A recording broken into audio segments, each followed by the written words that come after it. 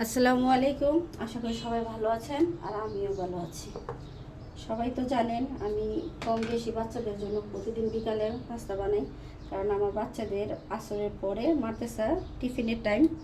তো আমি চেষ্টা করি যাই থাকে আমার বড়, মানে আলু থাকুক, মানে সবজি থাকুক, যেটাই থাকুক, আমি যেটাই থাকুক সেটা দিয়েই আমি একটু চেষ্টা করি বাচ্চাদেরকে আমি নিজে হাতে নাস্তা করে দিতে। এখন ওই যে চিকেন নিছি, চিকেনের মাংস হাড় ছাড়া, এই যে আদা রসুন দিয়ে দিলাম, আর এই যে মরিচের গুঁড়ো দিয়ে দিলাম, গরম মশলার গুঁড়ো দিয়ে দিলাম, জিরার গুঁড়ো দিয়ে দিলাম, স্বাদ মতো লবণ দিয়ে দিলাম, যেহেতু একটু ঝাল ঝাল ভালো লাগে একটু গোলমরিচের গুঁড়ো দিয়ে দিলাম।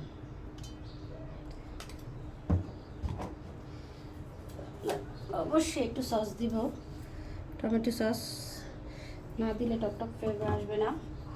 আর এখানে সয়া সস দিয়ে দিব অল্প একটু, যেহেতু মাংস কম অল্প একটু সস দিয়ে দিব। দিয়ে দেখেন একটু ভালো করে মাখায় নিব। আর আগেই আমি মাছ ভাজছিলাম বাচ্চাদের জন্য, ওই ময়দা দিয়ে ময়দাটাও মাখায় রাখছি।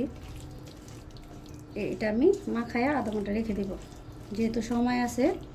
আধা ঘন্টা রেস্টে রাখলে একটু মশলাটা ভালো করে মাংসের ভিতরে যায় আর খেতেও সুস্বাদু হয়। সাথে থাকেন।